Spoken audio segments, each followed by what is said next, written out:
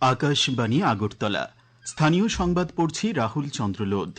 এখনকার বিশেষ বিশেষ খবর হলো, রাজ্যপাল ইন্দ্রসেনা রেড্ডি নাল্লু বলেছেন, শিক্ষার্থীদের উন্নত মানের শিক্ষা প্রদান করাই জাতীয় শিক্ষানীতি 2020 মূল লক্ষ্য।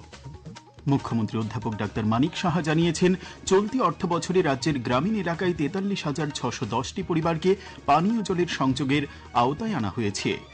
রাষ্ট্রপতি দ্রৌপদী মুর্মু বলেছেন, দেশ সামাজিক, অর্থনৈতিক, রাজনৈতিক ও সাংস্কৃতিক ক্ষেত্রে এক নবজাগরণের মধ্য দিয়ে এগোচ্ছে এবং অযোধ্যার শ্রীরাম জন্মভূমি মন্দির তারই প্রতীক।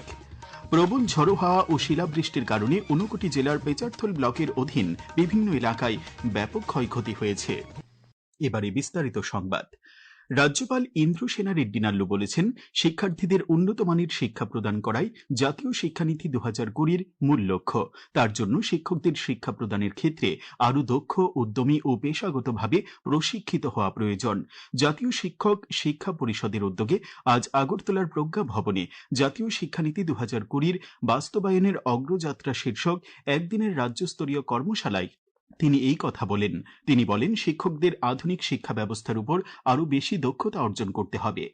জাতীয় শিক্ষানীতির মাধ্যমে একটি সমতা ভিত্তিক ও কার্যকর শিক্ষা ব্যবস্থার গড়ে তোলার লক্ষ্যে নির্ধারণ করা হয়েছে, যা শিক্ষার্থীদের শেখার মান উন্নত করবে। অনুষ্ঠানে ভিডিও বার্তায় বক্তব্য রাখেন কেন্দ্রীয় শিক্ষামন্ত্রী ধর্মেন্দ্র প্রধান, কেন্দ্রীয় শিক্ষা প্রতিমন্ত্রী জয়ন্ত চৌধুরী, KVS এর কমিশনার বিকাশ গুপ্ত, NCTEর চেয়ারম্যান পঙ্কজ আরোরা।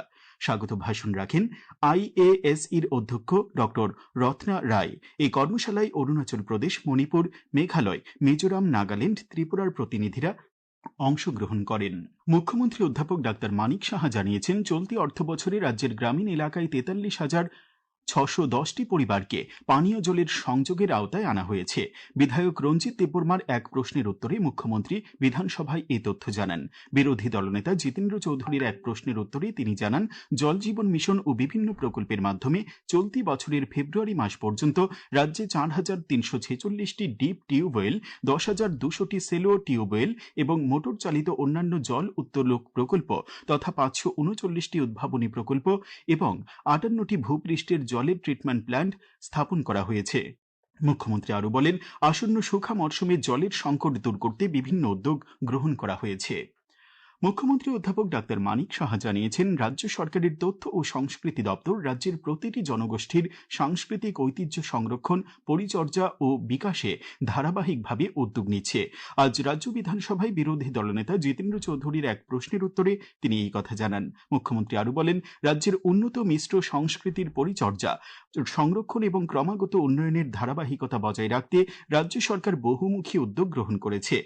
লুপ্তপ্রায় সাংস্কৃতিক চর্চা পুনরুজ্জীবনের উদ্যোগ, লোক সংস্কৃতির প্রসার, আধুনিকতার মিশ্রণ, বহিরাজ্যের সাথে অধিক মাত্রায় সাংস্কৃতিক বিনিময়, Tripura film and television institute স্থাপন ইত্যাদি রাজ্যের সাংস্কৃতিক বিকাশে উল্লেখযোগ্য ভূমিকা পালন করছে। তিনি বলেন, প্রতি অর্থবছরে মহকুমা, জেলা এবং রাজ্য ভিত্তিক সাংস্কৃতিক উপদেষ্টা কমিটির সাথে আলোচনা ক্রমে সংস্কৃতির বিভিন্ন ক্ষেত্রকে গুরুত্ব দিয়ে বার্ষিক সাংস্কৃতিক ক্যালেন্ডার তৈরি করা হয় এবং ক্যালেন্ডার অনুযায়ী অনুষ্ঠান আয়োজন করা হয়। ধর্মনগর বিধানসভা কেন্দ্রের উপনির্বাচনের জন্য বিজেপি ও কংগ্রেসের পক্ষ থেকে আজ প্রার্থীদের নাম ঘোষণা করা হয়েছে। এই কেন্দ্রে বিজেপি প্রার্থী হিসেবে জওহর চক্রবর্তী এবং জাতীয় কংগ্রেসের প্রার্থী হিসেবে চয়ন ভট্টাচার্যকে মনোনীত করা হয়েছে। ধর্মনগরের বিধানসভা কেন্দ্রের উপনির্বাচনে প্রতিদ্বন্দ্বিতা করার জন্য CPIM প্রার্থী অমিতাভ দত্ত আজ মনোনয়নপত্র জমা দিয়েছেন। তিনি ধর্মনগরের মহকুমা শাসক তথা রিটার্নিং অফিসার দেবযানী চৌধুরীর কাছে মনোনয়নপত্র দাখিল করেন। পরিবহন মন্ত্রী সুশান্ত চৌধুরী জানিয়েছেন, অমৃত ভারত প্রকল্পের অধীনে আগরতলা, কুমারঘাট ও ধর্মনগর রেল স্টেশনগুলিতে আধুনিকীকরণের কাজ চলছে। আজ বিধানসভায় বিধায়ক শৈলেন্দ্র চন্দ্র নাথের এক প্রশ্নের উত্তরে তিনি এই কথা জানান। তিনি জানান, ধর্মনগর ও কুমারঘাট স্টেশনগুলির নতুন ওয়েটিং এরিয়া, PP শেড নির্মাণ, ফুট ওভারব্রিজ, দিব্যাঙ্গজনদের টিকিট বুথ নির্মাণ সম্পন্ন হয়েছে। এই খবর আপনারা শুনছেন আকাশবাণীর আগরতলা কেন্দ্র থেকে। আকাশবাণীর সংবাদের আপডেট পেতে লগ ইন করুন www.newsonair.com এবং নিউজ অন এআইআর অ্যাপ এবং টুইটার ও ফেসবুক প্ল্যাটফর্মে এআইআর নিউজ অ্যালার্টসে। ইউটিউবে লক্ষ্য করুন নিউজ অন এআইআর অফিসিয়ালে। এছাড়াও আকাশবাণী আগরতলার সংবাদ আপডেট পেতে দেখুন টুইটার বা এক্স হ্যান্ডেলে আকাশবাণী নিউজ আগরতলা, ফেসবুকে এআইআর নিউজ আগরতলা এবং ইউটিউবে আকাশবাণী নিউজ আগরতলা। রাষ্ট্রপতি দ্রৌপদী মুর্মু বলেছেন, দেশ সামাজিক, অর্থনৈতিক, রাজনৈতিক ও সাংস্কৃতিক ক্ষেত্রে এক নবজাগরণের মধ্য দিয়ে এগোচ্ছে এবং অযোধ্যার শ্রীরাম জন্মভূমি মন্দির তাঁরই প্রতীক। উত্তরপ্রদেশে 3 দিনের সফরে তিনি আজ সকালে রাম মন্দিরে শ্রীরাম যন্ত্র স্থাপনা অনুষ্ঠানে যোগ দিয়ে এই কথা বলেন। তিনি বলেন, আমরা দেশ ও ভগবানের রামের জন্য একইভাবে প্রার্থনা করি, তাই সকলেরই উচিত দেশকে আরও উন্নতির শিখরে পৌঁছে দেওয়ার দৃঢ় সংকল্প গ্রহণ করা।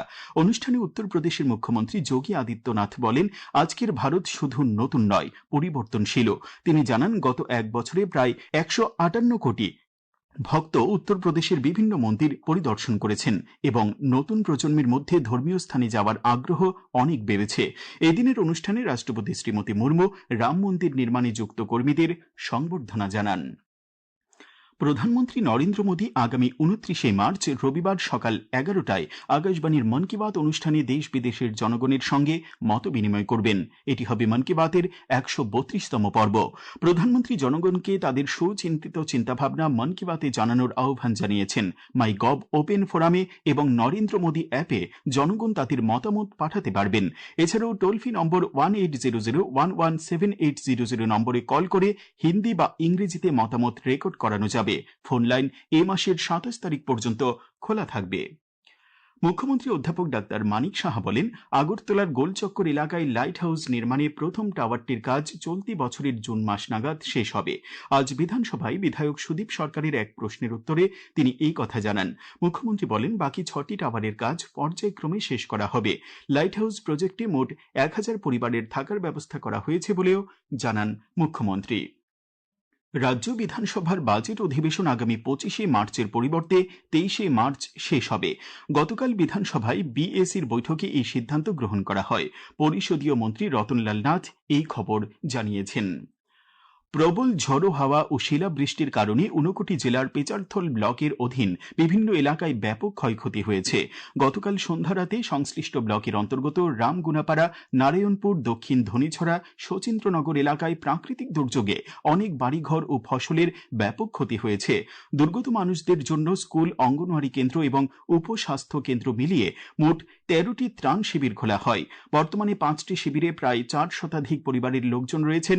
মহকুমা শাসক NS চাকমা জানান, আজ থেকে ক্ষয়ক্ষতি নিরূপণের কাজ শুরু হয়েছে। ঊনকোটি জেলার জেলাশাসক তমাল মজুমদার জানান, ত্রাণ শিবিরে আশ্রিতদের সরকারি নিয়ম অনুসারে সহযোগিতা করা হচ্ছে। আগামী 24 ঘন্টায় রাজ্যের সবকটি জেলায় ঘন্টায় 40 থেকে 50 কিলোমিটার বেগে ঝড়ো হাওয়া সহ বৃষ্টির সতর্কতা জারি করেছে আবহাওয়া দপ্তর। দিনের সর্বোচ্চ তাপমাত্রা 32 ডিগ্রি সেলসিয়াস এবং সর্বনিম্ন 21 ডিগ্রি সেলসিয়াসের কাছাকাছি থাকতে পারে। আজ দিনের সর্বোচ্চ তাপমাত্রা ছিল 31.5 ডিগ্রি সেলসিয়াস এবং সর্বনিম্ন 18 ডিগ্রি সেলসিয়াস। শেষ করার আগে খবরের বিশেষ অংশগুলি আরেকবার পড়ছি।